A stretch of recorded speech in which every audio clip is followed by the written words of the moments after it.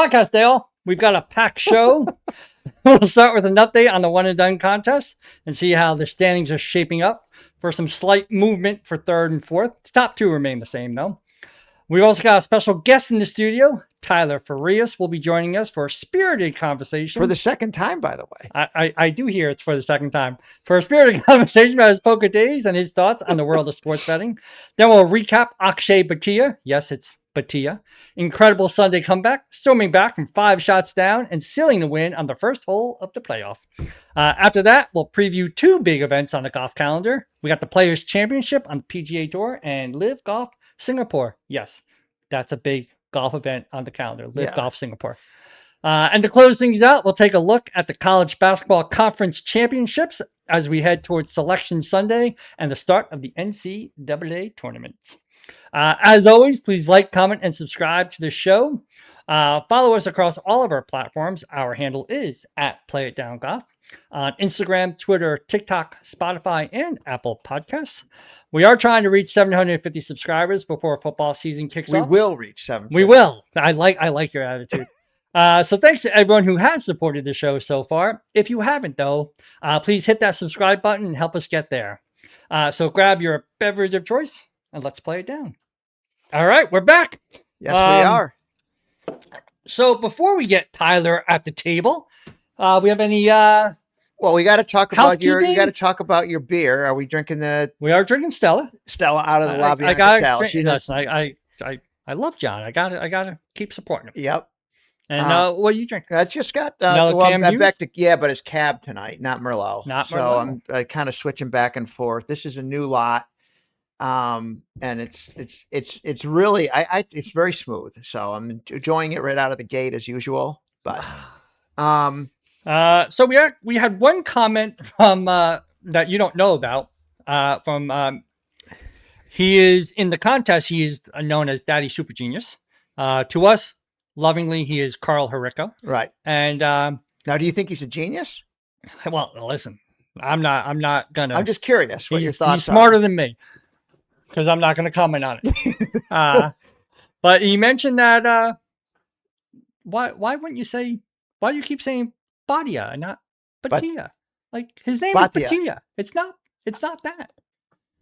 So that was his comment. That was his comment. Like you pronounce my name correctly. We do this long podcast, and he's coming back with a name correction. With a name correction. All right. Any other housekeeping you got? Yeah, we got quite a bit of housekeeping.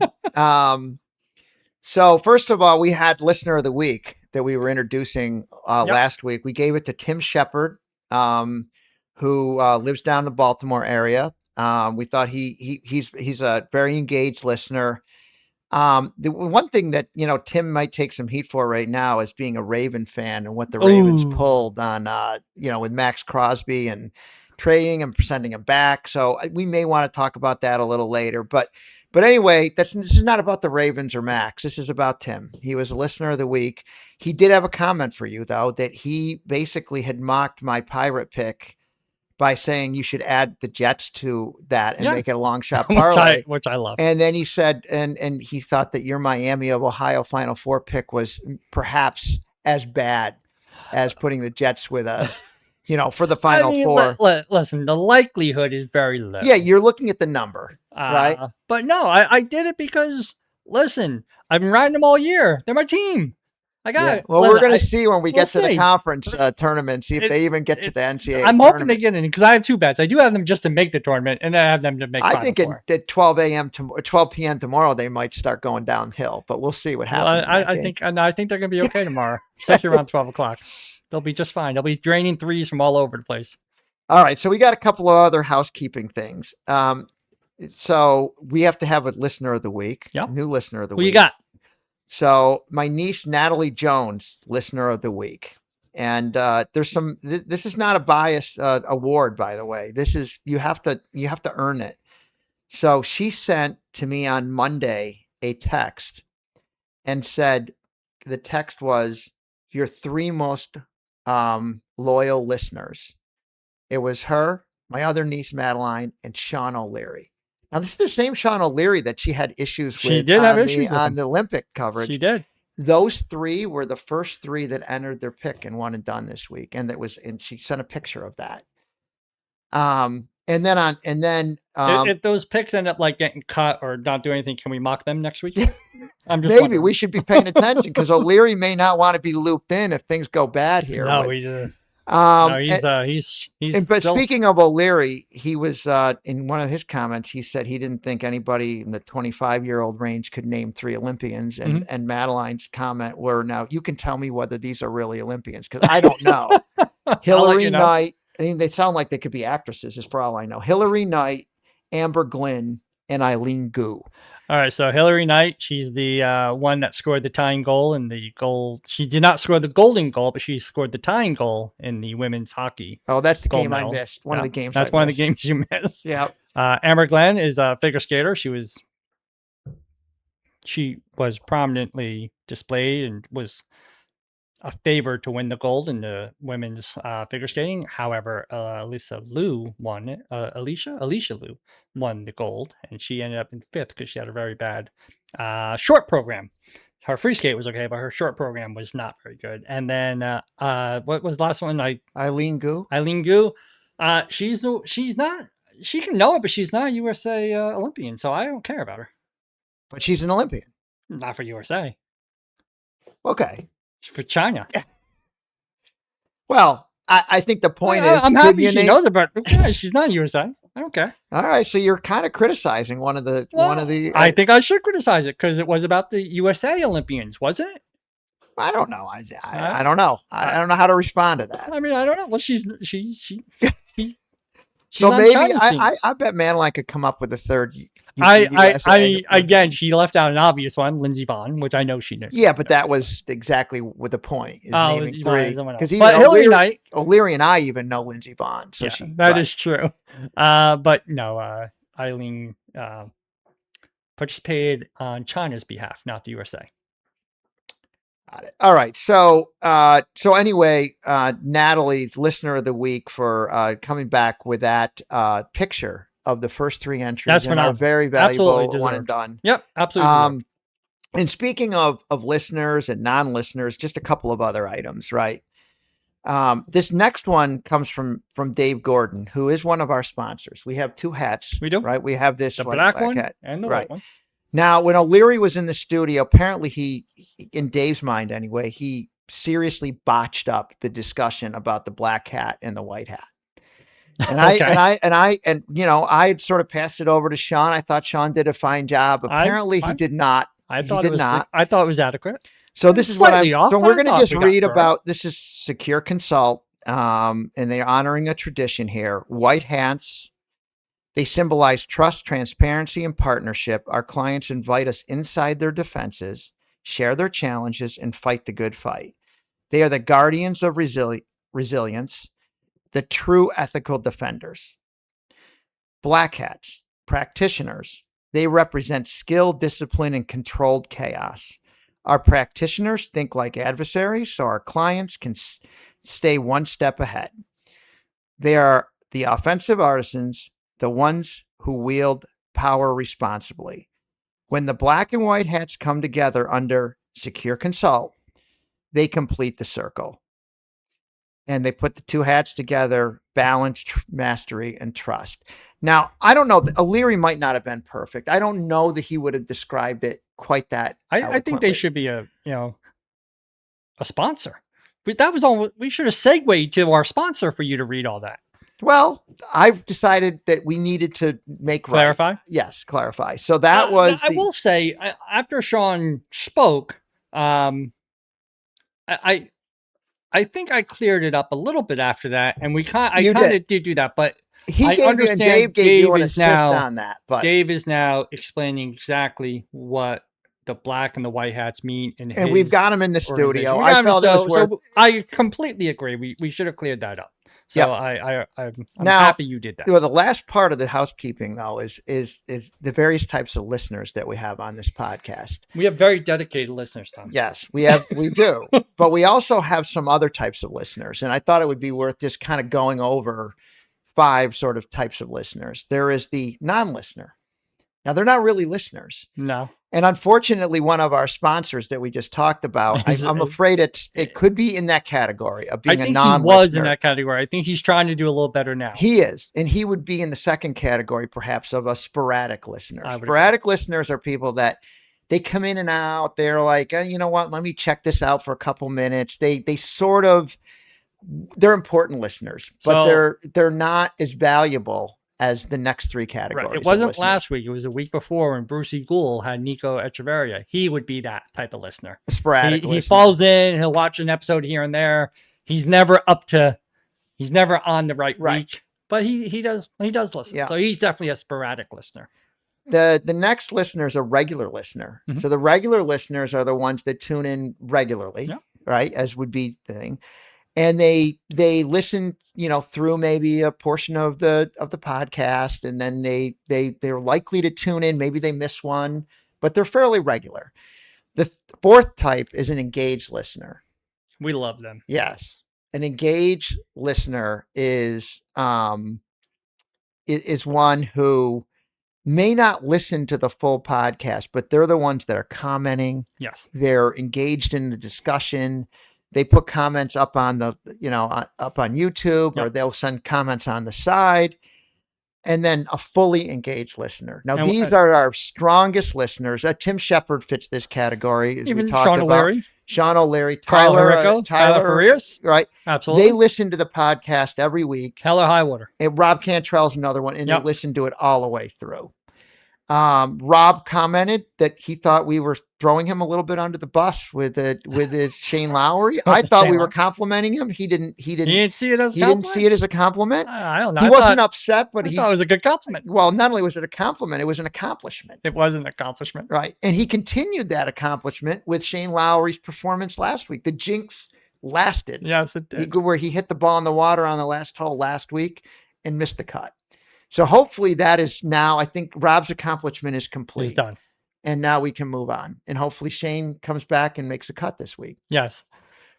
We have a slide later on. He's not on it, but this will be his 10th time playing in the TPC. Oh, wow. That's impressive. So we'll see if he makes the cut. All right. So that's it. So congratulations to Natalie. And Tim, last week's listener of the week. Natalie's this week listener of the week. We'll start keeping track of all these listeners. And Dave Gordon, I hope that we've cleared things up with one of our. I mean, I think we have to. Yeah, I think we had to. I mean, that was a beautiful rendition of a sponsorship. But all good. All right, we're gonna go into our one and done contest. So let's talk about that real quick. No changes up top because Tyler and Sean both had Colin Morikawa. And again, we have to clarify Tyler's here. This is Tyler Condit, not Tyler Farias. Right. Our guest, unfortunately, is not in first place. Not in first place. Sorry, Tyler. But he did move up though a little bit. He's not as far down as he used to be. Rick McNulty made a resurgence. Oh, what a charge after missing the cut he last week. Missed the cut last week, and he you never want to sleep on Rick McNulty. No, you never do. And Dylan jumped up into fourth spot. So Rick and Dylan are into the top four. And I still have a lead on you. However, I sadly got $0, even though when I was sitting in sixth place after the cut line, and then my golfer decided to, my back and left. There's convergence coming. Even though I was disappointed with the performance of my golfer, at least I got something last week. You did. I got nothing. I had Rory, in case anyone's wondering. Yeah, how about people who were in one and done contests where there was a suicide portion, of which we're in one of those, and he basically wins no money. Now I will say I'd be out now. Yeah. If I didn't screw up in AC and forget to put my pick in, I'm out now. You've screwed up twice, basically, now. But the second time didn't matter. Right. But yeah, that would have been. And the fact that you went out with Rory, you're not a big fan of, makes it even. Again, it's a signature event. This is about money, right? Put your big horses up when the dollars are on the line. Yeah. And then they'll tweak their back in the gym. Yeah. Oh, it was still hurting on the range. So I do have a slight lead on you, but it's definitely been. And by the way, I know you mentioned this, but Dylan was, who's in fourth, I believe, was our partner in the Westgate contest. And he is really knocking on the door of third place. And anybody for $4.5 million can jump past all these guys. Oh yeah. Did you want to mention? We Oh, always that's right. the Tyler's pick for the week. Tyler's pick for the week is Russell Henley. Wow, I was surprised with that. You know what though? That's an outlier. I bet we're not going to display O'Leary's pick. But I do have him as a top 10. Henley, not Tyler. Yeah, I think Tyler could be top 10. Both Tylers could be top 10. Both could be. But I do have Henley as my as a top 10, which we'll show later. But that's our one and done contest. Again, still open to join. It's in the link is in the description. So if you have not joined, please do. And we've got like second, third, and fourth quarters left, and so we are in quarter one. Quarter one ends with the Valspar Championship, which will be next week. Now, are you viewing this as a major, by the way, or are you just going with the 4? No, just the 4. Just the 4. This is not a major. I know the PGA wants it to be, and we can discuss that later when we're talking about the TPC. But it's not a major. It should never be a major, even though I do believe they will make it into a 5th major. But we can discuss that more later. But I think it is the correct time to bring in our guest. Absolutely. Let's bring him up. Tyler Farias to the studio, to the table. He's in. Thank you for having me back. Absolutely. Sadly, no one knows you were here the first time. Thanks for having me. But you are here. Hopefully we have mics working, videos working, and we don't corrupt a major file. But welcome to the podcast. Thank you. We did want to touch on your poker history, some of your college basketball betting strategies. You had a pretty great season betting on college basketball. I know we've talked a lot about that. So let's start with poker. Yeah. So Tyler, you let's start by sort of how we all met. Right. Yep. So you, Scott, myself, and you are all members up at Mount Tabor. We've been there obviously for a different amount of years. You were a newer member, and you joined 2 years ago, right? Yes. Is that right? Yep. So tell us a little bit about what brought you to Mount Tabor, and then I think we got to move right into the poker. But. Yeah. So I moved to Jersey 4 years ago. So when I came down here, I just started taking golf more seriously. So I looked around to join memberships, and this little place popped up on the map, Mount Tabor. I said, we'll go check it out. And shout out to Rob Cantrell. He brought me out for one round, and I said, sold. All right, here I am. He's a great salesperson. Yes, we played like 2 holes, and he let me tee off of one. He's salesman of the week. Yeah, like 3 times. And I was like, all right, yeah, this is good. But then lucky to get involved in the poker nights, and I think that's where we started to meet a little more. Because I don't think we ever played around until you took us down. I knew you'd need to bring that up. Yeah, I didn't even mention it for that reason, but I don't think that was the first time we played around. It's just such a was that a close match? No, it was not. That was when a non-listener or one were maybe a sporadic listener and myself went down to Alex Abed and Tyler, and it was a semifinal match of Wilson Cantrell, and we were up 3 after 7 and eliminated after 15. We lost 8 holes in a row. Never been through that before. Wow. It was like we were tag teamed to death in that match. And then you went on and won the whole thing. Yeah, we did. We were fortunate enough to. So that was good. So is it okay losing to the champs? It's better than not. Yeah, at least we didn't get smoked the next round or something. Yes. That would have been tough. Okay, so let's talk a little bit about poker now. So we've got this poker thing going that we've had going for 3 years up at Mount Tabor. We have a monthly tournament and we have a weekly tournament, and the guys up at Tabor, we have a regular game every week and then one where we actually keep standings every month. And you joined that game and informed some of us that you'd played some very competitive poker in the past. I'd like to understand a little bit more about like the pro, what it means to be a pro poker player, what kind of games you played in. Were you considered a pro? Were you considered a very more of a grinder? I learned a little bit myself, which we'll get into later, but tell me what you would categorize yourself at and how you got into it and your success at playing poker. Yeah. So I think pro is probably a better word, or more commonly used for tournament players, but I was mainly cash focused. So, it was my main source of income for a long period of time. So I guess that's how you could look at it. It Yeah. was my career, for lack of a better term. So yeah, I started playing when I was pretty young. Back home in Rhode Island, they have a casino you only could be 18 to go in. So I was able to start playing So at that time. And you where became what a state? degenerate early on. Yeah, they really sucked you in good. What to state? begin What with. This state? is Rhode Island. Rhode Island. Yeah, Okay. they have I a think I got casino it. up there called Twin River, but now it's Bally's.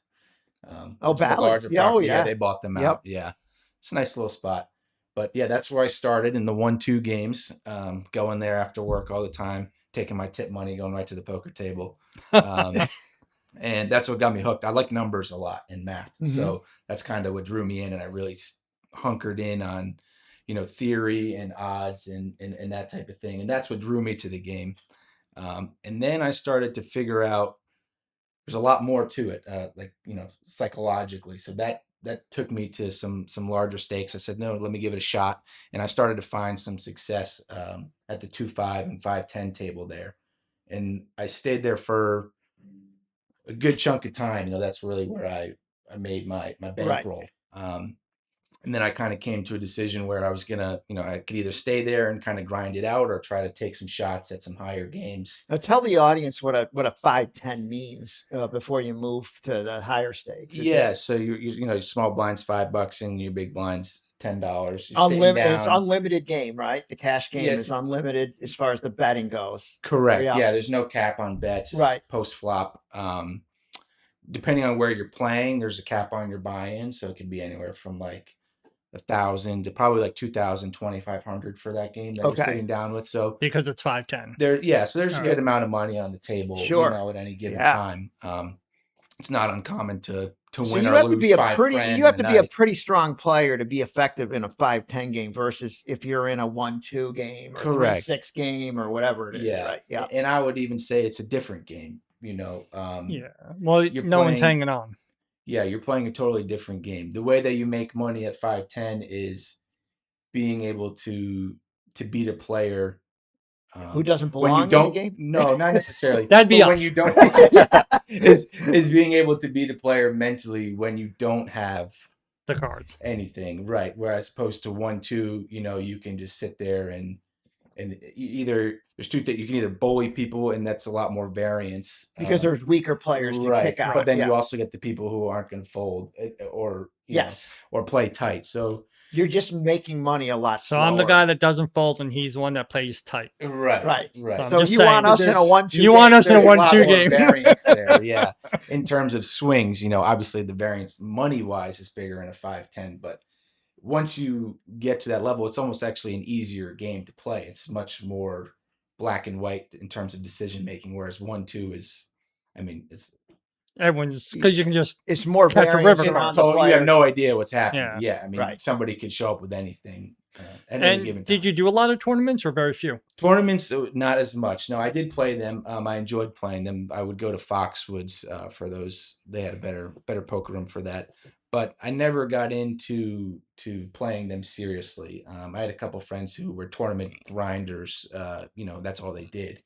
But for me, it was a much different game. I think my edge is being able to play the player in a range. This is where you got good at reading them or picking up on little things that might help you. Right. And I would be considered more of an aggressive player, which is more advantageous for cash as opposed to tournament.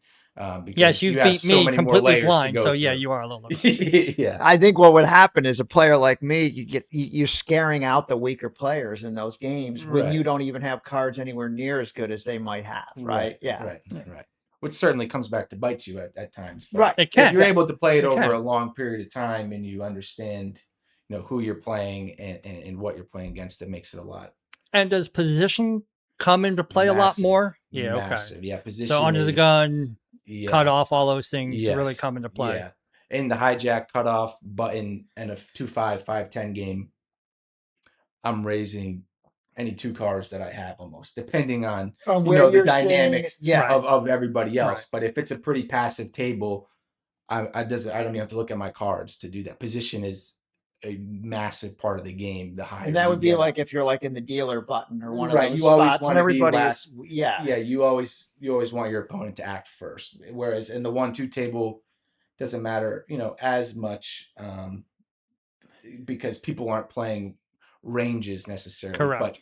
ranges and position merge at a much, at a very In high that, frequency, in the higher and the game. higher you Yeah. go, yes, yeah, it becomes very important.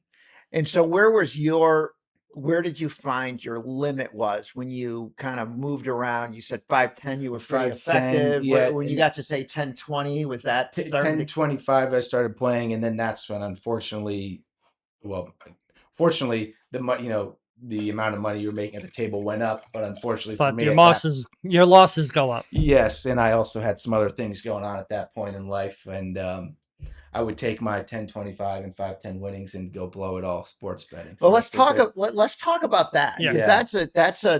we are a That's sports betting interesting, right? podcast here, We right? are. So we had a discussion, oh God, a few weeks back, about your college basketball betting strategy. Yes. So you were looking at home underdogs Yes. where the money was going where? I was Sharp looking, money, we'll say. yeah, sharp money essentially. So I was looking for home dogs within a range of 1.5 to 10 points. I wouldn't take 1 or 10.5. It had to be within that range. Yep. And what I was mostly paying attention to was where is the money going and what is the movement that correlates with what the line opened at. So let's say a game opened at, a team is +5, right, for the night, and it opened at +3, but all of the money is on the team -3, but the line's moving against the money. And when I really got into it, I would only take things with 70% of the money on there. Like if it was 67% of the money, You didn't do I it. wouldn't touch it unless it was very skewed. And then I would just bet those blindly, systematically. So college basketball was actually never one of my favorite sports to watch, and we can get into that a little bit of why I lost so much money, because what I realized after a long time of beating yourself up going through that is I was not emotionally tied to college basketball. I didn't even know half the teams I was betting on. Right. It's very systematic, so there was no emotion tied to it. I didn't watch the game. I couldn't name a player on the team. It just was all numbers and math, and it helped me stick to a system. Whereas opposed to when I was playing poker and then going to bet on games, and there might have been some heavy drinking involved at some points. Yeah. But I was betting with my buddies. We're all Bruins fans. Let's hammer the Bruins tonight. And now all of a sudden I have a $5,000 ticket on the Bruins. I don't even know who we're playing, and Right. they lose. And then I would. There was no analytics involved. No, it was just an emotional, just an emotional, and a chance to kind of take your poker winnings and try to throw it on. Trip, the draw of turning it up. I guess it's dangerous, right? In the back of my mind, thinking, well, if I lose, I can go play poker tomorrow and I have a high chance of making some money back. But that is a vicious cycle that. So, it's funny because I think we had a conversation a while back. It's this combination of poker, sports betting, and drinking. All three things I like to do, by the way. That's all very fun things to do. Yeah. But I think you found that there was a need to rein in maybe at least two of those three to the point where you made some modifications. And I think what Scott asked was like a current system that you've got in place, which is very analytical. This is what I'm doing. You probably have a budget and a stake involved in how you do money managing. Right. And you've eliminated the alcohol from the equation. So just talk a little bit about that path real quick, where you went to, so poker, I assume you never really drank when you were playing poker. That's the one. Yeah, that's the one time I would not drink. I took that pretty seriously. But then as soon as I finished playing poker, then you did straight to the bar. And then you took drinking very seriously. Then you took drinking very seriously. Firing away. Yeah. And so kind of to go through the timeline, the first thing to go was actually the betting. I had a harder time at that point giving up the drinking, so I stepped away from poker for a decent amount of time. And sports betting. Sports betting took me longer to step away from because of the social aspect. I think all of my friends, I played sports growing up. My friends are huge sports guys, so that was very difficult. to stop. And drinking was the last one. And then once I got all three, I said, okay, maybe I know I can't drink again, but I said, maybe let me try to play some poker and see how it goes. And it kind of was a little bit of a problem at first. But luckily I have a good support system. My wife was, she doesn't like it to say, but she was supportive of me realizing that I could control it more at that point with the poker and not worry about me blowing it on sports. Well, that's the point. It wasn't the poker so much. It was the sequence of events that you. So then we were able to set up a system, where she knows I have X amount of dollars that's going solely towards this, and then there's no issues that have to become involved. And you've been very disciplined about it. Yes, so it makes it excellent. much easier. Yeah, and you had a pretty good college basketball system because I kind of rode those coattails. And I had a pretty darn good January and February running. Using your system. This whole thing, I know that sometimes people will mock some of the ads on DraftKings and FanDuel, but the reality is, if you're going to bet, you have to have you have to have a process for how you're doing it, and you have to have a good money management system, right? So when you go into a slump, you're not betting more on a Monday night game to get back your losses on a weekend.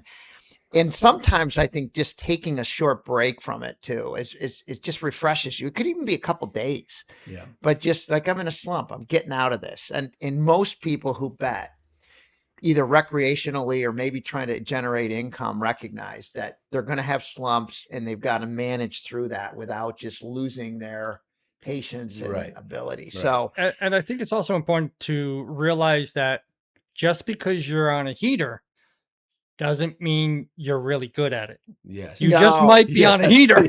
And when you're in the hardest part is I've seen this. You put these golf picks up and people are like, these jokers don't know what they're doing. Well, you know what? You don't have to hit that many golfers outrights. No. And we're going to talk about an outright I hit here when we get to the golf. But I think there is one thing that I wanted to bring up, which we have a couple photos of, and I was in a tournament. So I'm not the poker player anywhere near that you are, but I've always been sort of aspired to get better at it. And then I found that, I have a style of play. It's very conservative, very patient. It served me pretty well up at Mount Tabor because you have a nickname. Yeah, tight ass Tom, right? Do not want to be in hands.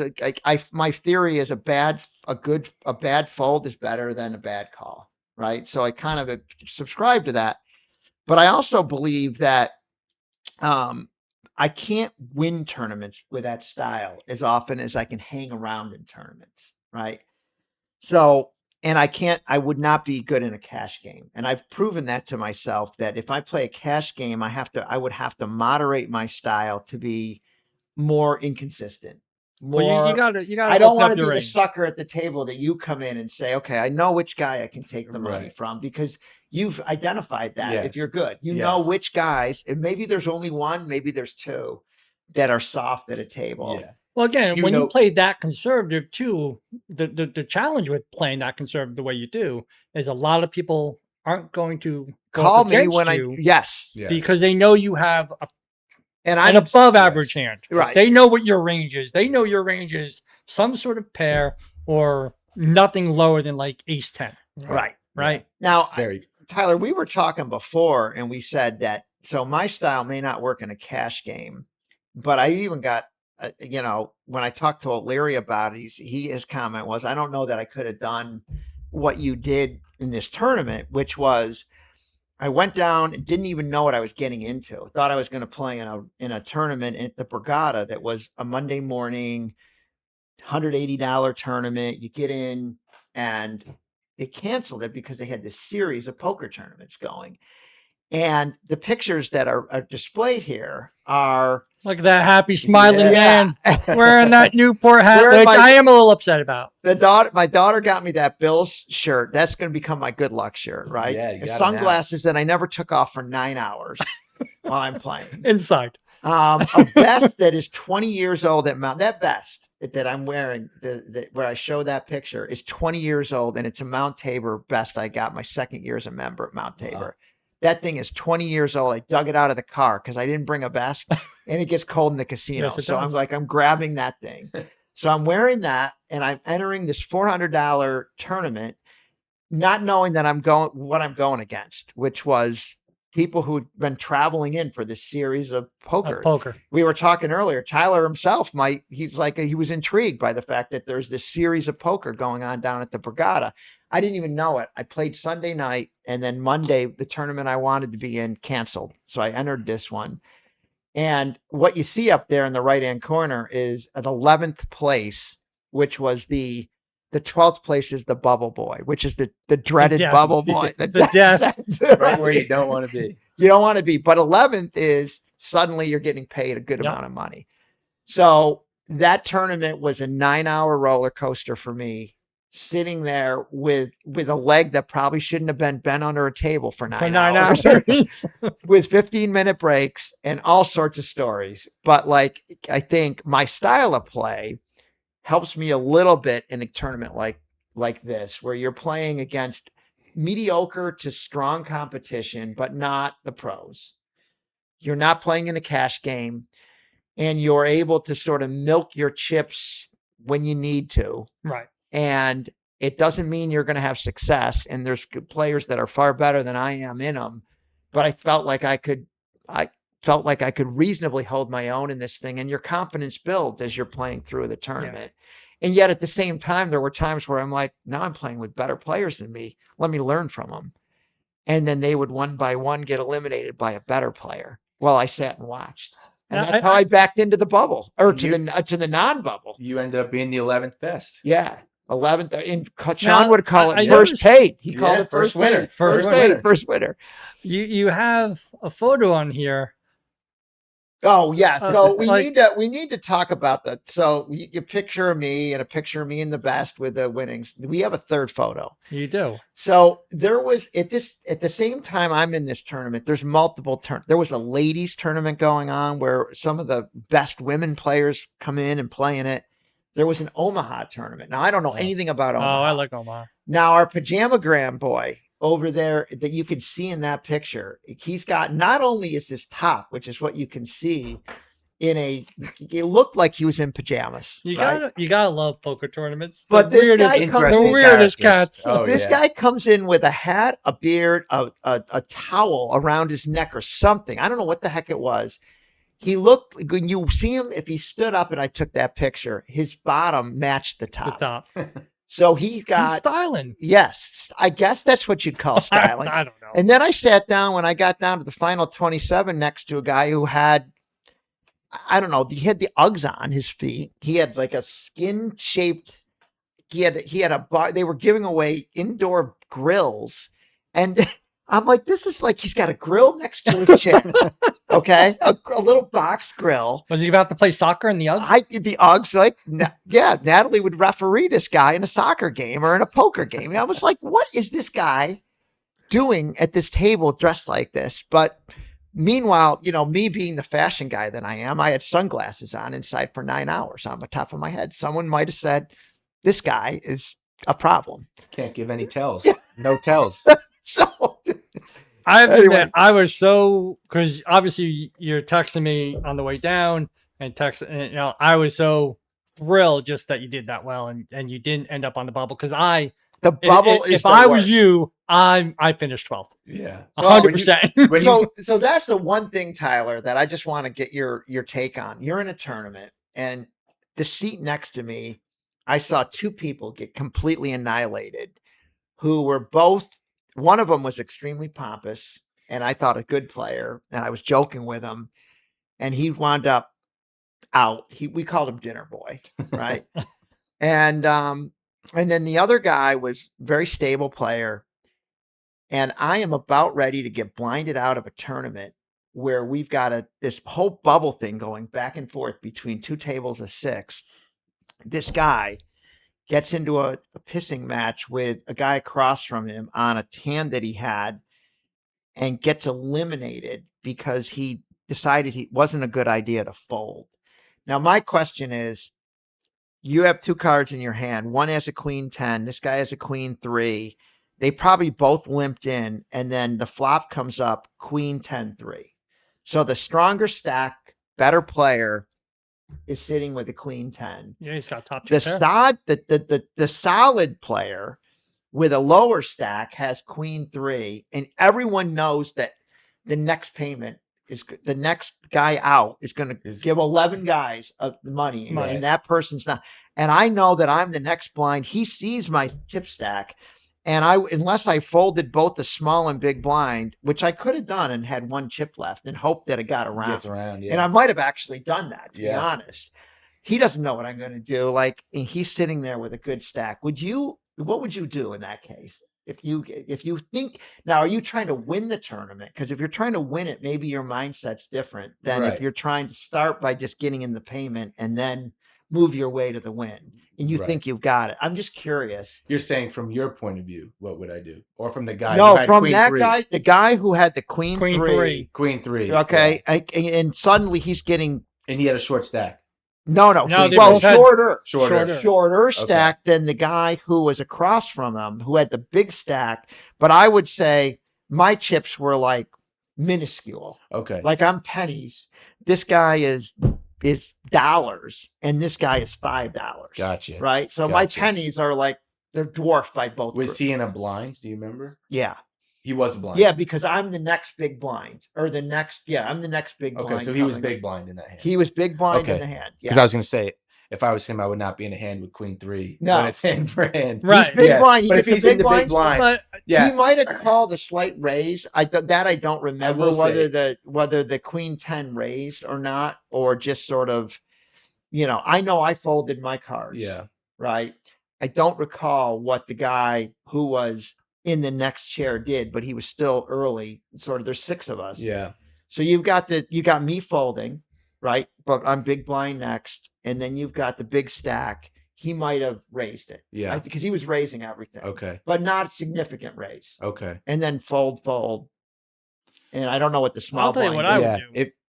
Now the big blind's sitting there with queen 3, and he doesn't have a lot to put in to see a flop. Probably what I would have. I would have folded the queen 3. If it was limp to me in the big blind and I checked and I had the opportunity to check, I would have actually raised against the larger. You were either going to fold or raise depending on what's going. Yeah, most people, obviously a little bit of dynamic goes into it watching the guy play, but most people when they have a larger stack at that point are okay, especially with you being so short stack and now it's hand for hand. Right. I'd rather just wait. If he get me out of the queen game. 10, he probably isn't going to call, or I wouldn't have called, because now you're hand for hand. I'd rather just let you bust or somebody else at the other table, right, and then start to play. Now let's say he doesn't raise, he just calls the big blind, so you're in the hand, and the flop comes up queen 10, and there's a possibility. And I'm first to act. I'm putting in a big bet. Yes, I'm gonna because I want decisions to be made so I can kind of. You're the guy with the figure out what they have. You're the guy with the flop has come up at that point. Correct. Yeah, I'm probably check raising. I think what happened was that I can't tell you whether this guy limped in or called a raise, but I do know that the big stack was betting almost every hand, and he had a good hand with queen 10. Yeah, it was unsuited, but he had a good hand. So I think I folded. I folded. No, he bet a slight raise, maybe a 2-for-1. Fold, small blind folded. Yeah. Big blind protected his blind and called a small bet. Correct. Which I think I would. Yeah. Yeah. So, but the problem with that now is now he's gotten involved in a hand. Right. But when the flop comes with the out, large stack. Yeah. Yeah. Yeah. So now the large stack bets, and now this guy with a queen 3 has to make that call. I mean, I think his mistake was he might have raised. Well, no, see, that's what I think. That's the problem. But he didn't take the he information allowed it from the to guys. become a pissing match over the fact that he thought with the queen 3 he was so solid. Yeah, the problem is if you're going to play, if you're going to defend, which I don't think is a terrible play, but it opens yourself up to, that large stack has so many stronger queens than you have. So now when you flop 2 pair, you're done. Feeling There's good. no way. Yeah, you can't fold at that point. If you check raise there though, and then he either calls you or comes over the top, you got to get out. Yeah, but not even necessarily, because he could depending on if there was a flush draw or not, queen 10 to come out. There could be a lot of things. You could have straight draws. if he, That's the problem. Is I think he got married to his queens and threes. yeah, He did. But But he if- also could have had. It also could have been 3 10s or something, Yeah. right? Like he was, or 3 3s. Like I guess that could have been possible. Like Well, there's a but bunch if of things. if that- he got you have to raised, decide if you're going. You have to make that decision. I know Am that- I ending my tournament? if you with this flop hand? 2 pair, you have to go. I You're know going I'm- with it at that exactly. If you're going with it, you're going Yeah. with it. he ended his tournament because I think he thought he could win the tournament with that. Yeah. And he had built that, and I just fist pumped the know-it-all guy. The know-it-all guy was like, he didn't like anyone else at the table. He's like, that guy was a grouch, that guy was a dick, that guy was, I'm like, well, I'm probably something too, but I'm just sitting. Yeah, I'm just stupid. I'm just a stupid guy that just backed into the. Well, you know what? All I know play. is you backed into 11th place and won some Yeah. money. That's all that matters. Congrats. All right, we're gonna close out that. Congratulations Yes. to you in 11th place. It's good But cash. we should probably move on to the Arnold Palmer recap, which, just so you know, I did pretty well. I had the playoff bet, which won me Which I didn't $70. realize that you had. I did have the play. It wasn't in the yeah. podcast. I did it before, but sorry, I just didn't put it and in. you got nearly 4-1 on that thing. I right? did, and Yeah. I had top 10 with Minwoo Lee. You needed Berger to Really? make that putt on 18 then to get to that playoff. That was a Yes. huge, yeah. And I had good old Billy Horschel, top 20. Billy, the controversy. So Controversial since Billy. we are not going to flash this, I know you had a good Arnold Palmer, I and did. I didn't, and I know that that Tyler picks did not do well in the No. one and done. But I will just say, and we're not going to go into the details of this, but I had a winner in the You had a very good winner. Puerto It was on the Rican Open. podcast. You can. Yeah, I would. Puerto I would Rican jump up and Open. down. I was the only one that put a bet in on it at 23-1 because I noticed that this Luis Castillo had done really well the week before. Ricky Castillo. I don't even get his name right. No, you don't. He wins you money. You blow. Yeah, it. I know. He won. Right. Yeah. And he's in, by the way, by winning that tournament, he's in this week. Yes, and he's got a 2-year exemption. Yeah. He's got Yeah. his card for 2 years. So, Not the typical 5 years you get on a elevated. right. But Well, he 'cause that was won like a, but that was lower a, event. that's a Yeah. tour event. And he is Yeah. now qualified to get into the PGA. Yeah, And and I he- think He secured his card. I almost wanted to bet him just because he was so Yeah, good to me just- last yeah. week. Yeah. You But should throw anyway, a couple dollars. But on it. Ricky Throw him picked some me love. up at 23-1. That's awesome. And it paid for all my suffering in this whole Arnold Palmer and a whole lot more.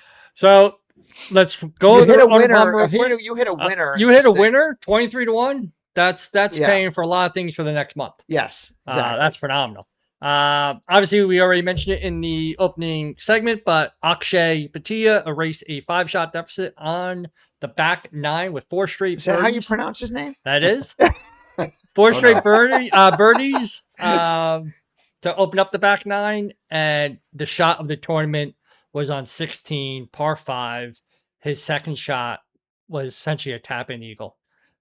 It was an unbelievable shot. Amazing. It was he said hit the best iron. If of your you're life. if you're He did. Daniel Berger watching that and you're not playing that bad, and this guy just won't go away. Now There's a- Berger saved birdie on that hole and was still had a 1-shot lead. I know, but like he had a 5-stroke lead at the He turn. did. So, He did. And then on 18, obviously Bhatia makes par and Berger makes an unbelievable par on 18. Yes. To put it into which hooked you up with more money. yes, because Right. he put it in the trap and he had to lay up. Now, do you think it was more important that you won the playoff bet or that Berger was able to extend it? Apparently, probably you winning the playoff bet because Berger wound up not advancing Nope. in the No, it was playoff bet. Absolutely. yeah. The big news out of it, obviously, was Rory's withdrawal, which hurt me Oh my because I God. had him and hurt a lot of people. Oh, and one anyone and who was dones in a and suicide component. pools. Oh, it was horrible. Also, the news out of the Bay Hill was that it played softer than normal because we did see elevated numbers. Multiple guys had -10 or higher. Obviously, Did Billy Horschel think that the course was playing easier? He this finished week? in T16, so I think he did. and I Yeah, was you okay won with your it. money. I know that. I but won some money on him. But the minus 15 was the tie-breaking number for the playoff, and obviously Akshay makes par on 18, and Daniel not so missed the much. 7-footer, and he also missed a 7-footer on 17, which actually made it a tie. But he got to the playoff, But he making did get about to- a 10-footer A on 10 18. I think it was more than that. What, maybe 12, I think it 13 was like feet? 12, 13. Yeah. Yeah. It wasn't a great chip that he put on that Yeah. to get it to 12 feet. But he made the putt, and that's a bummer. Think if there's anything else. Yeah. Colin Morikawa was had by Tyler and Sean. That's why they're still tied at first and second. This week we do have the Players Championship, which is at TPC Sawgrass. It's a par 72, 7,352 yards. Fairways and roughs are overseeded Bermuda grass, and the greens are Bermuda grass. So it is designed by Pete Dye. The weather is iffy. We have Thursday. We have PM thunderstorms, and there's some rain in the forecast for Friday morning, even though it will be a mostly sunny day after that. So there is some chatter on the X about the AM PM wave having a slight advantage this week. Which, this by the weekend. way, I'm not sure my picks line up with that very well. So I may have to think about that. I think a couple might. A couple might, but I feel like I'm not revisiting them because of the odds. I'm not going to revisit them for that. But when I get in these contests, I'm going to have to pay attention to making sure I'm confident that something. Here's the problem with that AM PM thing. If they get through and make the cut and get into a good spot, that's fine. Correct. But if you somehow run into a bad wave that costs you strokes, cut line, yes, that's really the issue. Is right.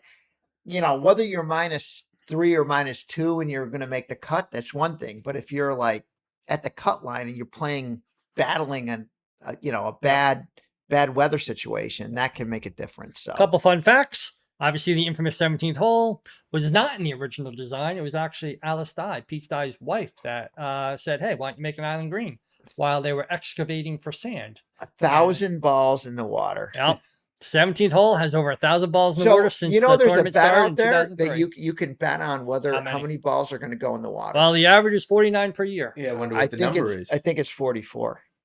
You might want to go over. Take the over. But then there's one year where it was only 20. Here's the thing with the weather being what it is. I was going to say, maybe the wind. You might want to. You might want that. I might actually. We may have to put that in. Yeah, that might be a walk. Maybe after the podcast, we put in over 44.5 balls if it's still there. Yeah. This is the biggest prize. We got to do it before people listen to this, or they're all just be a group ride. Right. Yeah. The odds group ride. By the time you listeners get it, it might be 47.5. So this is a massive prize pool. It's the biggest one on tour this year at 25 million. 4.5 go to the winner. Also, there's only been one back-to-back winner ever in this tournament, and that was Scotty in 23 and 24. And as we just mentioned, the 17th hole has over 1,000 balls in the water, and the PGA is really seriously considering making this the 5th major. Now, if we had the Mount Tabor membership playing this hole, and let's just say everyone at Mount Tabor gets to hit a shot, how many balls go in the water? How many balls don't go in the water? 130, 160 members. Well, let's go with full members on a Saturday morning just to start. So it's like a sweeps round. So it's like a sweeps round. 50 people. Well, let's say that we have a standard sweeps round. So there's 30 golfers that are in a sweeps on a Saturday morning, and we're playing that hole. How many of those balls are going? How many balls are going? It's got to be the what's the sweeps number? player. You know the number? Oh, it's more than that.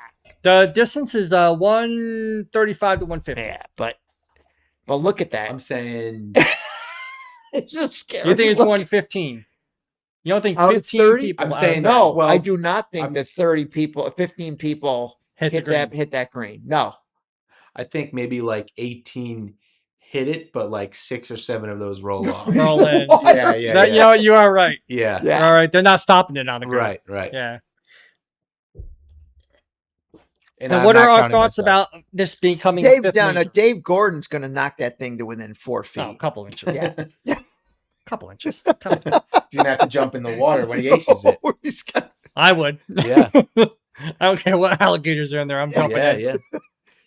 And if I go down with an alligator after a hole in one, I don't know why I picked Dave. I mean, he's our secure consult guy, sponsor. But yeah. But what are your thoughts about it becoming a 5th major? I would be fine with it, but I think you'd rather have like a LIV event be the fifth major? No. No. No, I'm not. I like LIV for what it It's is. a throwaway line, Scooter. Don't be It's- so freaking serious. No, My goodness. it's not a throwaway line because LIV Adelaide could be a major. Okay, well, that's what I just said. So you shouldn't just say, But yeah, I so- agree. So You just said no, and now you're like, it could be. Yeah, But which well, is it? it could be. So the reason this is I coming gotta up is put up with this obviously every because week. You only have to, 1.5 weeks. Why one not? and a half. Why not? But he is an all-star producer, by the way. This guy. Look at the Rock. technology he's got in the The studio. Oh, and then he fingers crossed multitasks. we have a recording. Yeah. Yeah. So the PGA is pushing this because they currently do not own a major. The RNA owns the Open or the European Open. The USGA owns the US Open. The Masters own the Masters, or Augusta Yes, owns the yeah, Masters, yeah. and the PGA of America owns the PGA Championship. So the PGA Tour and their investors want them to own a major. So that's where all this is coming from. Got it. Is from the investors. And they do want to make this the fifth major. If you're However, an they investor, did you want it mention- as a major. You absolutely. Yeah. Oh. Right. And they did mention that they would allow LIV golfers in it. There would be a qualifying method for the LIV golfers to play in this if it became a Right. major. We'll see. It will become a major if they Maybe want even it the to. winning team could get in it, like that whole team thing that Yeah. they do. Yeah. There you Team go. concept is awesome, and I will talk about it later. Yeah. I know do you like will. it, but I think it's good for the game. I do too. Yeah. Next slide, we have some history of the. See, Tyler knows how to get invited back into the studio Just multiple times. butter me up a little All you got to bit. do is butter you Oh, well, up. Right? that was kind of a double. How dip do I comment. keep getting in the studio? I still don't know. I think the team's good for the game, but I also think that the fifth major is good for the game Yeah, with the new I wave. have With the no new problem. wave of I have no problem fans. with it being Yeah. it becoming a fifth major. Right. By the way, I have no skin in that game. Whatever. Listen, it's an exciting tournament. It's a Right. fun tournament to watch. I always watch it. I don't know if I like all the moving around that they've done with it. I still think I kind of liked it at the end of the year. You do, yeah. But- I feel like they've tried to compress. I wonder if it's Well, football or what it is, but they've tried to compress it, right, and get this thing, get the whole thing done. So At a point. I do have some notes about. So today, Brian Rolap spoke. And what kind of the state of the PGA, if you will. So he wants to head to bigger city markets because they have a lot of, like the John Deere's, great tournaments, but they're in smaller markets. Yes, They're not in the New York City market. They're not in the Boston market. They don't have a Philadelphia market, and they have them sometimes, but not as a standing tournament every year. So they want to head to bigger city markets, and they want to have essentially two tiers of the PGA Tour. They want the top tier, which would be 21 to 26 events, which would still have a cut, but max 120 guys.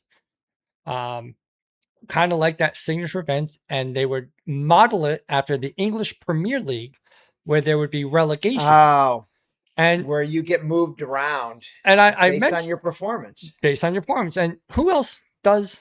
Oh, that's right. LIV has a relegation geez. and an open zone and a drop zone. Just saying.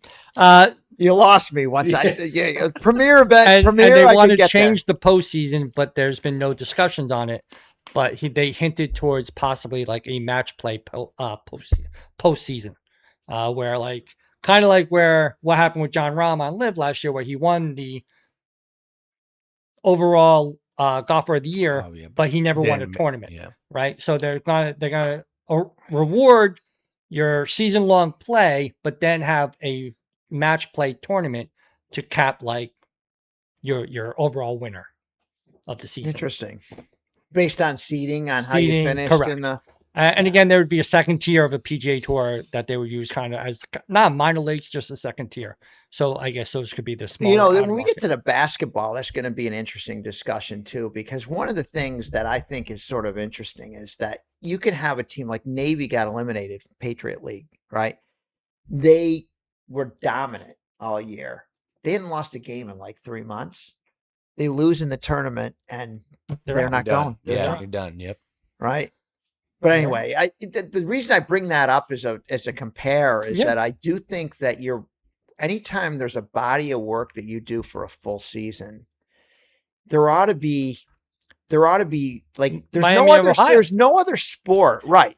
There's no other sport where one bad game. Now, while Miami, Ohio, here's the thing with all the stuff that's happened, unless they lose, like if they lose, like I think they might tomorrow morning, that might be enough to not knock them out. But if they get to like Akron in the finals, yes, they're in. They're not going to take them out. They're not going to take them out. But if they lose prior to that, I think there's risk. I They agree. shouldn't be though. They should be in the They're tournament 31 right and now. 0. They should be 32 in. and 0. Go 32 and 0. undefeated, You're right. yeah. 32 and 0. They should be in. But anyway, little course history. I know we got sidetracked there. Sorry about that. Obviously, everyone on this we're slide. not. We're going to do whatever we want on this That podcast. is true.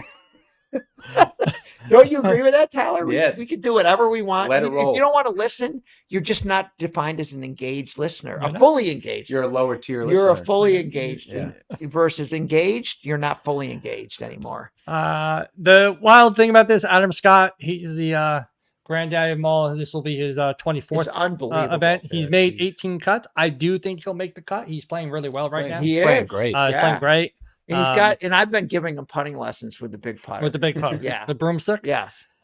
Justin Rose, who has not actually been playing that great this year, but Well, he won a big he tournament. did win a tournament. And wire to wire, too. Yes, he did. He actually ran away with that thing. Rory obviously won it last year. Where's Ricky Castillo on here? He is not on this again. you I have got to his be name here right 10 this time, times. right? You Yeah, gotta be okay. here. You gotta be here. How But, far can you scroll down? Russell Henley. He this won will my be- account money. So Russell Henley, he has 6 cuts made out of 12. Jason Day, though. Jason Day usually plays pretty well here. He's got 9 out of 13. it's interesting that the 6 And out of Ricky does pretty 12, well. and that's what Tyler Conduit has as his pick. He does. So a couple past winners. Rory obviously won it last year in a playoff. Who I believe the playoff was against Henley. Scotty Scheffler won it in 23 and 24. Cam Smith won it in 22. You know, that guy's dead to me after how he performed in the LIV And the Tour LIV, last yeah, week. yeah, me too. We both had him. I'm and he done didn't with show that up at all. guy. His game is just Correct. deteriorated. Now, I will since mention he that joined in that tour. 2022, the top 3 finishers of that tournament all around LIV. It doesn't matter. I'm just When I put saying. money on you, you got to perform. Not perform. They gotta know. Yeah, they gotta gotta know. Yeah. How'd you do in the players last Justin week? Oh, yeah. Thomas, what was he? And Plus then- 14 I last think week? Yeah, He reverse. was. I think he Yeah. went plus He was 14. he shot back-to-back 79s. Back-to-back I think you 79s. might have beat him last week, Yeah. Scooter. I did shoot a 78 this week. Then we have the 3-hole gauntlet at the players. Obviously, we have the reachable par 5 16. We have the Island Green 17. Which, by the way, this thing is going to be it's every tournament this year has come down to like coming people down. collapsing. It's going to happen. and this is why I'm How doing the can you playoff I not- was bet. gonna say Yeah. your playoff bets. been This is exactly why I'm doing the rolling. playoff Yeah. bet. It's live Uh, every week. It's Yes. live every week. I And might then obviously you jack up have my a bet on long, that, 'cause grueling I par really 4. like that bet this week. So this was interesting. Hole 17 has the highest double bogey or worse rate on the course. And since 2010, it's nearly 42%. How can you not Wow. like if you go in the water? You It's an instant cannot- double. Yeah. It's like an instant double. It can ruin your entire tournament in one shot or maybe 2 because Yeah. you could probably put it in the water twice. Yeah. So since 2010, nearly 42% of all above par scores have been double or worse have been on this, on the 70th On hole. that hole. However, the tour average is 12%. So if a hole is going to have a double bogey or a bogey, 12% of the time it could be worse than that. On this hole, if it's going to be a bogey, 42% will be a double bogey. Yeah. Wow. Yeah. Which I is mean, just that makes complete wild. sense, though. Yeah. It's just wild. So let's look at the winning player profile. Obviously, the architect is Pete Dye. He specifically designed Sawgrass to be style neutral, meaning it doesn't favor bombers. It doesn't favor. You gotta be accurate on It this doesn't course. matter what you are. You have to be a skilled all-around golfer. Iron accuracy is critical. That's going to favor someone like Scotty, which I do think a lot of people will pick Scotty this week. Yeah. I got Scotty. I got impatient and picked him last week, and he laid an egg. Laid an egg. Yeah. Well, I picked Rory. He laid an egg. Well, he laid a real egg. yeah, he laid a back, double yeah. egg. Driving accuracy is high, and so is your short game. You have to be your around the greens, and your scrambling has to be above average this week. But you got to look at people like Jordan Spieth, Morikawa, and those Luis things. Castilla, all these names. Or Ricky. You know what? I'm kidding. Maybe he has a brother. Yeah, Lewis is in this too. Yeah. Luis Castillo. It's his caddy. Driving distance is low. Driving accuracy is not, but driving distance is low. I almost spit my wine out with that comment, by the way. And course history means nothing because your past. No, it doesn't. It Successes absolutely does not mean any future results. So let's go into our picks. I'll have Jonesy start us off. Yeah. Okay. So first of all, this whole AM PM wave thing has got me a little bit concerned here because 4 of these 5 guys are afternoon tomorrow, morning on Friday when the weather could deteriorate. So I'm not changing them at these odds, but when I go and put them in the contest, I'm going to have to give a little bit more consideration. So at 57-1, Steph Straka to me is the type of golfer where we've seen this, right? Where he could be like, make the cut and then go plus 10 on Saturday. He's been very volatile, but I think he's the type of golfer where you're going to give me 57-1. I want to put a little bit of a number on him, right? Goddard Up has won 2 tournaments, 48-1. It's a little bit of a homer play, right? New Jersey guy who's had some success. Yes. You're giving me 48-1. I don't think he profiles too badly on this course because he hits that low straight ball, right? Where you need to have good driving. And Minwoo Lee is an awesome driver of the golf ball. And right? He's playing really well in winning conditions. Yeah. So again, you're 44, 48, and 57-1. And then I just got to stick with my guy one more week, right? At 96-1, Nikolai Højgaard is, to me, does he really profile great on this course? I don't necessarily think he does, but he's just been very steady, very consistent, and I think he's an emerging golfer.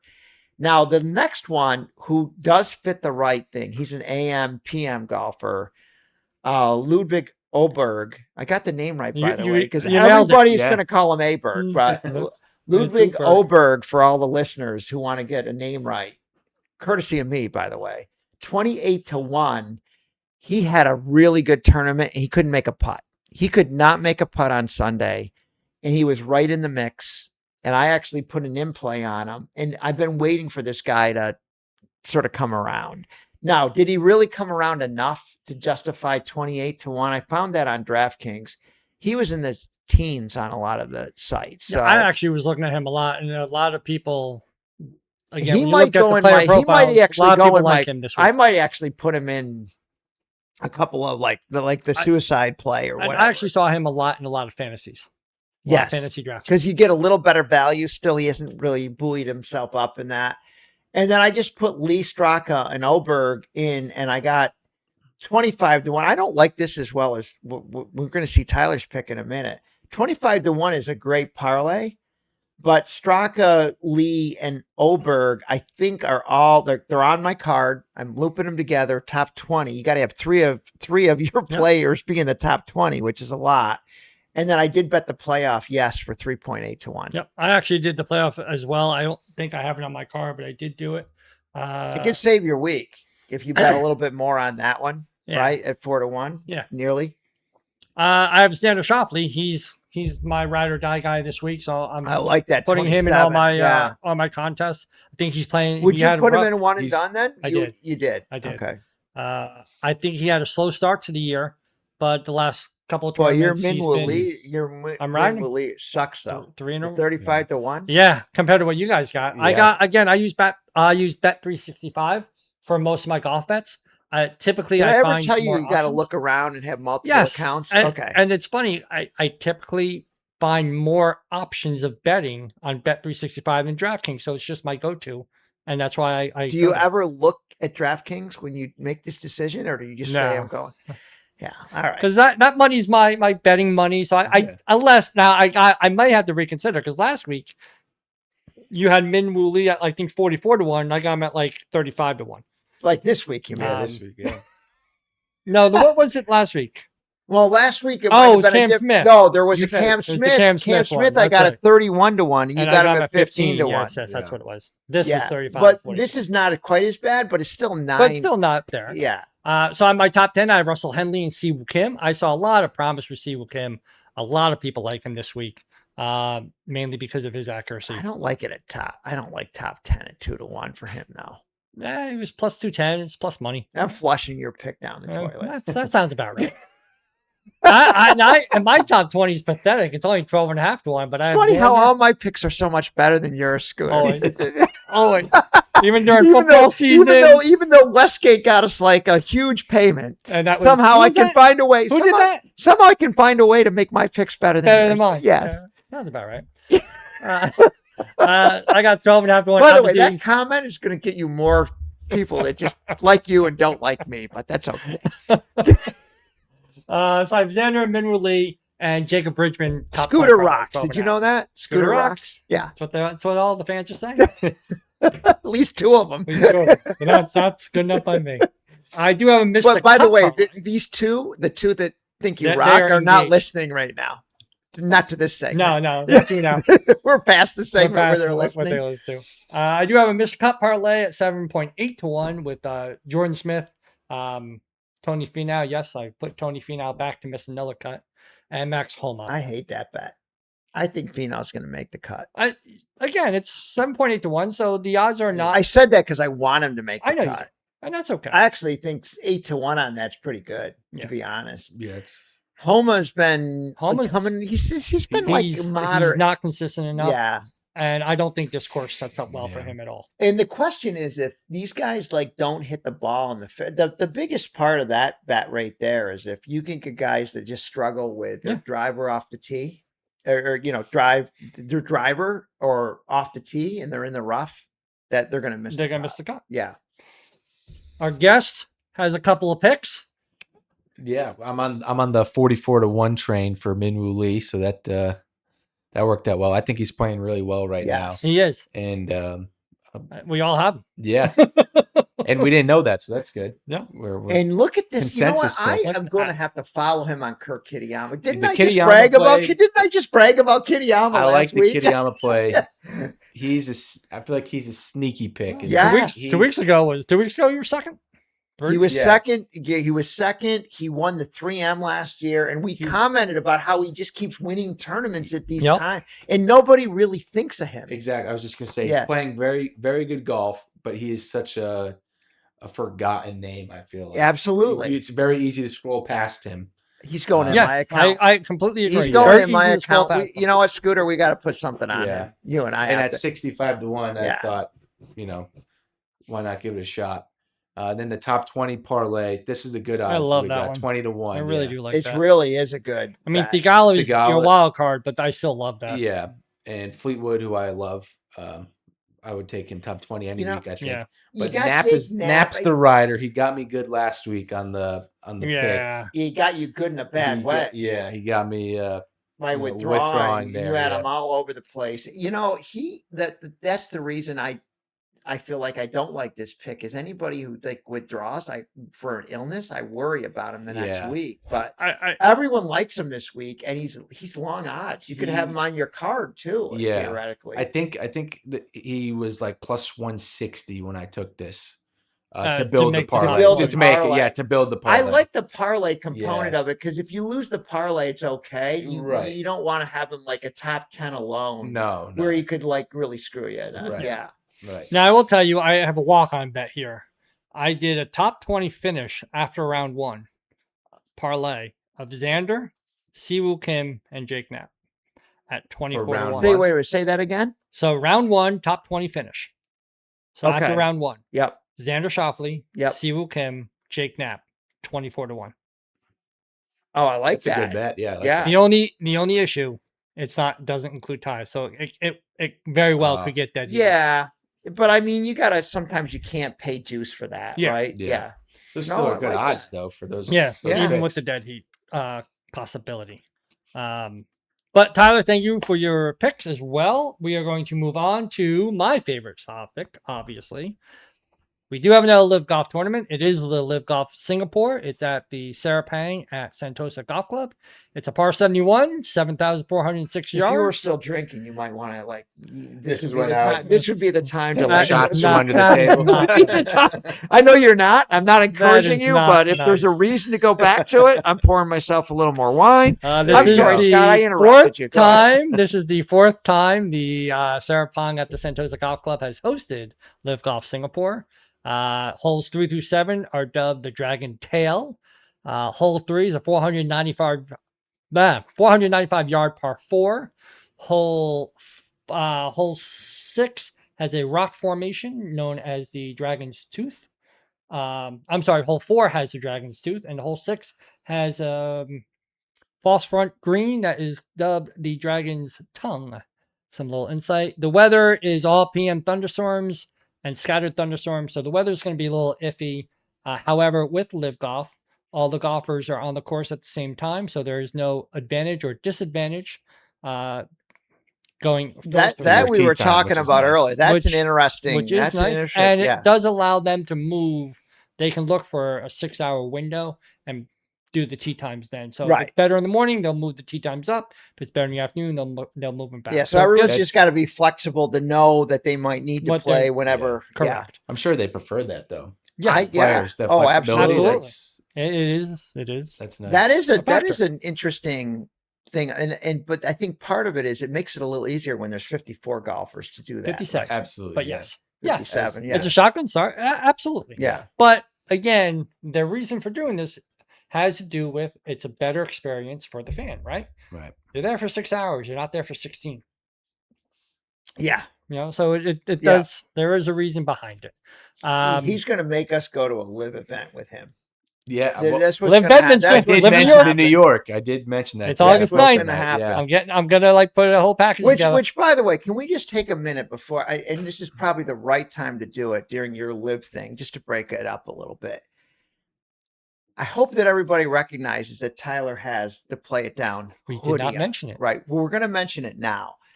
To get a hoodie. Now, I don't have one tonight. I've got the Play It Down shirt underneath. As do I. I went Right. with the t-shirt. Right.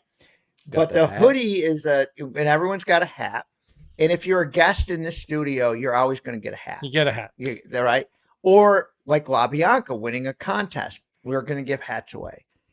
But I would say that the hoodie is probably the most coveted Right now. right. Again, the only way you get one is you got to be you got to win. you got to win a in the contest. contest, or being in the studio a second time is we just felt like absolutely. So you were given this thing sort of as a joke, wear it up to the Right. thing. O'Leary was in the studio. Why doesn't O'Leary get a hoodie?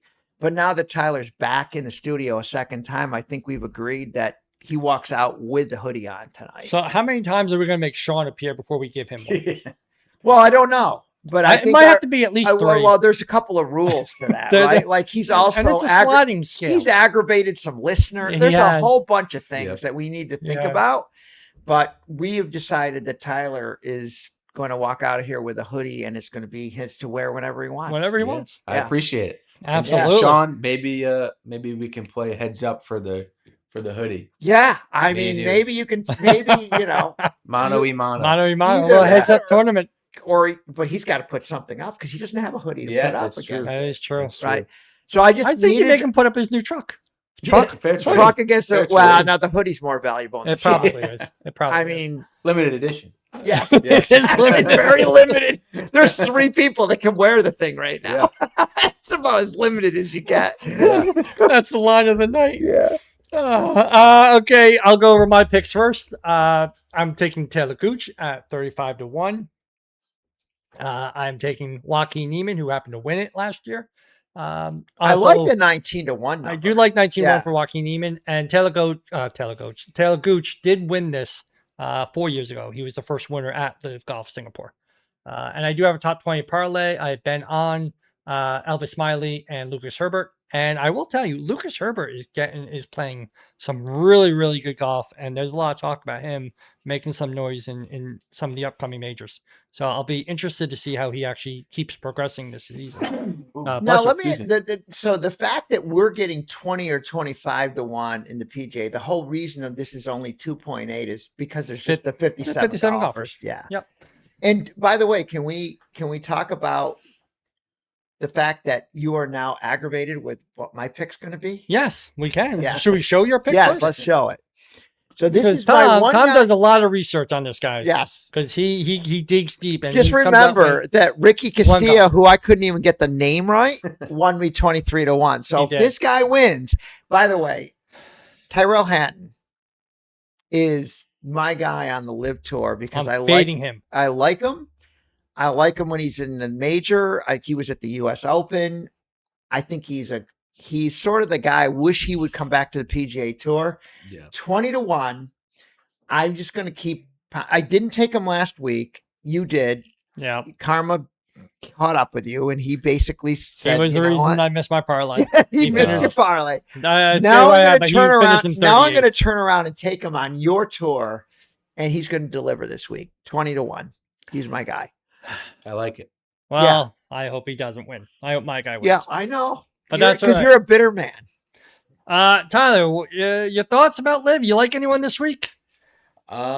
To be honest with you, he's going to double down on Hatton. On Hatton. I do. Yeah, I do like Hatton. Yeah. How can you not? I mean, I don't know if anyone's watched any of the LIV duels, but there was the one LIV duels was with Rick Shields in London when they were at the JCB, and Tyrell Hatton was in it. He's hysterical. If you need to take a nap right now, feel free. No. I also do like John Rahm. I like him as a player, and he did win. He won last week. Yeah. Yes. I'm sure his odds are much shorter than that. None of us bet. None of us bet. No, because actually that course didn't set up. No, it didn't. No. And I will tell you, because I know you both watched a lot of it. The whole thing. Yes. But in case you're almost as much as we watched the Olympics. Yeah. Yes. He was hitting freaking like 2 irons and 3 irons and 4 irons, just bombs down the fairway, and that's why he won. He wasn't hit driving. I mean, we can all admit he's a great golfer. He just made a mistake going over to LIV. That's all. No. I mean, that's all there is to it. It was no mistake whatsoever. He's going to recognize it down the road. No mistake. He could have been on the tour right now. He could have taken the player blah blah blah improvement blah donated blah blah to all the PGA. Don't guys. count it out. He might. He's not going nowhere. All right, let's move on to the NCAA. So we are in the middle of some conference championships. Yes, we certainly are. Leading up to Selection Sunday. So why don't you kick off yours, because we're slightly different. Yeah, so there's a couple of things. So these conference tournaments, I have been pretty successful in betting select games, right? But we can't on this podcast talk about select games. And I will say for anyone who, you're not going to post this in time, well, maybe you will.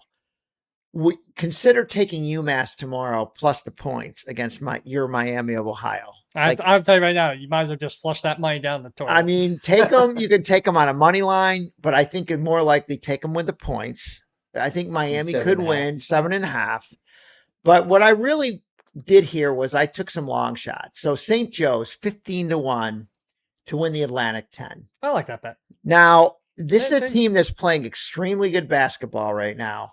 And, you know, now Syracuse, who, by the way, fired Adrian Autry today, played St. Joe's earlier this year.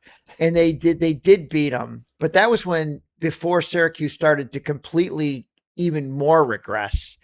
And meanwhile, a team like St. Joe's from the Atlantic 10 just got better and better. And it was a close game, right? And this team is now on a heater. And I looked at it 15 to 1 to win it. Now, the teams that are in that conference, you know, the St. Louis's, the BCUs are all very strong. BCU's like 2 to 1. St. Louis is the favorite. I think they've got an injury. But I just said, these are long shot bets, right? You should be betting marginal amounts on these. Yeah, I mean, you can bet all the favorites. But yeah. What fun is that? Yeah. These are where you're going to get paid some decent money. So the St. Joe's bet is really just a team that's playing really well in a moderate conference. I wouldn't call it a mid-conference. It's kind of like a mid-conference, right? Like they're a little bit above that. but the Atlantic 10 is not considered in any way No, it's not strong, powerhouse. right? Yeah. You might get 2 bids in something like this. St. Louis is in, by the way. BCU, I don't know if they're in. They may need to win it, right? So there's probably going to be a 2-bid conference unless St. Louis wins it, and then there might be one. Wisconsin, 25-1.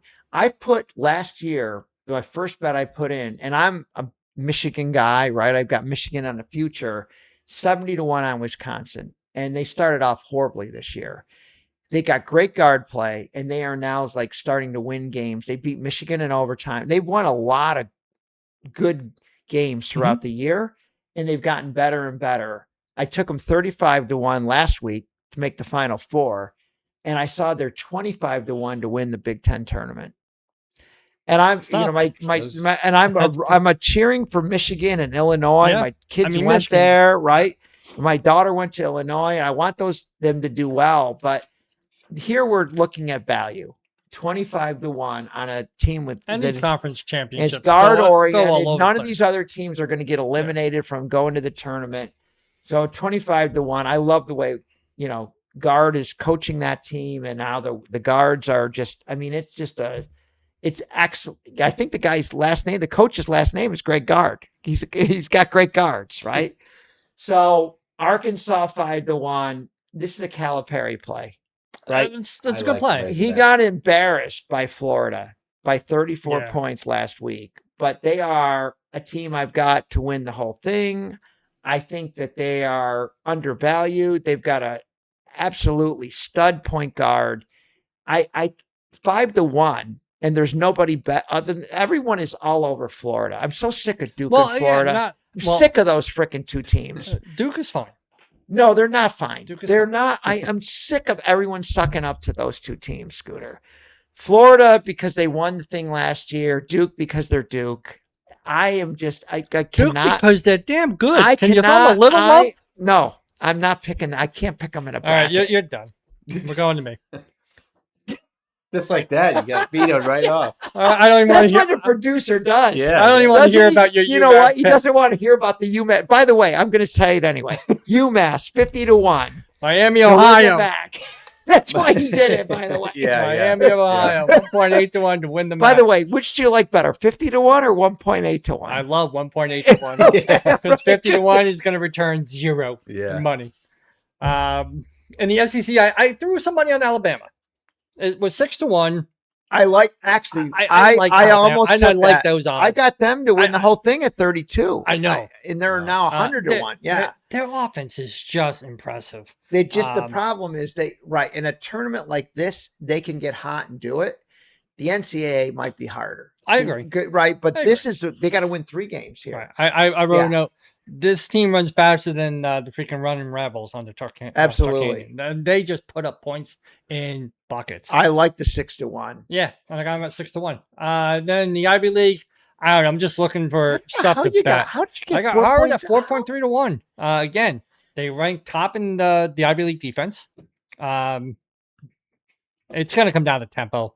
If they can manage the tempo and hit some shots and get hot for a couple of games, they can take this.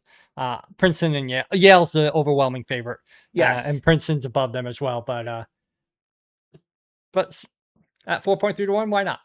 And then I took Wichita State in the AAC. Again, defense wins championships. They got a great defense, and they have experienced guard play. They have 2 of their guards. Southern Florida's favorite. Yeah, they were minus 120 or 130. Right? Yeah. No, I think they weren't even. They were under. They were like minus 110 or minus 120. Yeah, I like getting odds on I'm not going to pick a favorite in this thing. Nothing worse than losing that. Yeah, right. Losing a minus 1. Yeah, because you got to put decent money on it, right? To get that. It's like this is like pizza money on. Right. Well, Miami, Ohio's going to burn you. Nope. And they might, but they're going to win tomorrow. Yeah, but you got 1.8. They got to run all the way through the tournament. They do. And beat Akron. I know. Akron's the favorite. That is what it is. Again, they're going undefeated. They're making the tournament. Tyler's going to be invited. You know what? He's going to be replacing me. He's going to be in front of this mic. I mean, I'm just saying, you are going away for a few weeks. I'm trying to slide right into that seat very easily. A fountain of positivity. That is exactly right. Now O'Leary's got some. He's got some he's got some things that he's got to work on, don't you think? I think he does. Yeah. I mean, I'm just saying. You may have to. he won't. You know what was great about Sean is he won't think he's got to work on anything. Nope.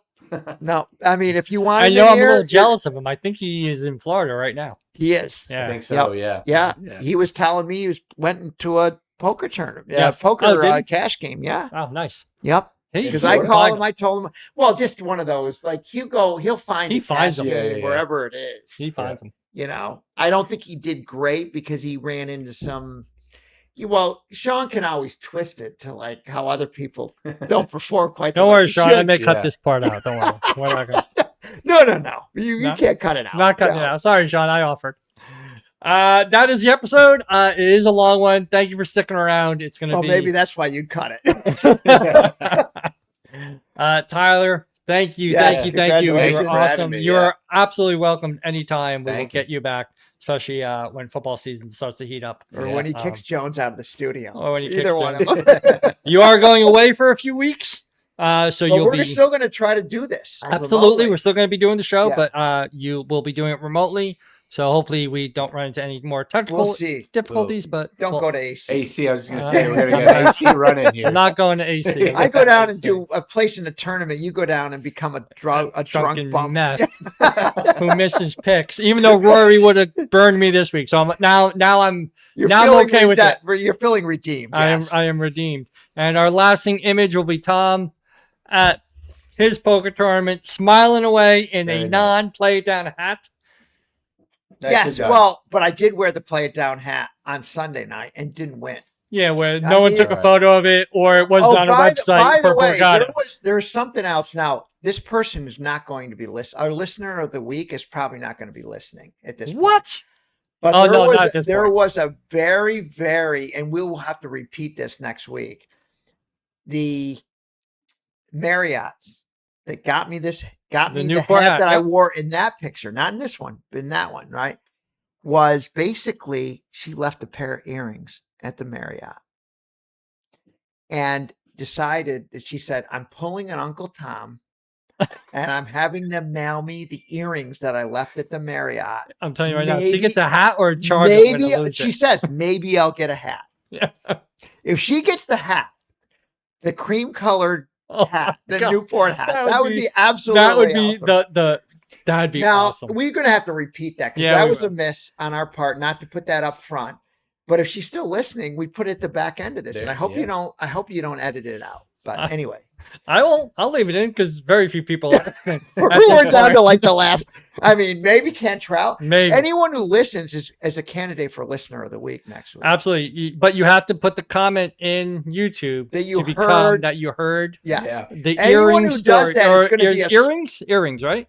Yes. Earring story at the Strong end. candidate for listener of the week if you list. Don't you agree with that, Tyler? If Absolutely, you yeah. get that far through it, You're golden. yeah. You should start putting like number sequences. Yeah. Like, comment this number. This number. You know, if you made it. Again, No, try the and get to 750. Please subscribe. Again, Tyler, thank you again. Thank you, Tom, guys. thank you. And we will see you all. Have a good one.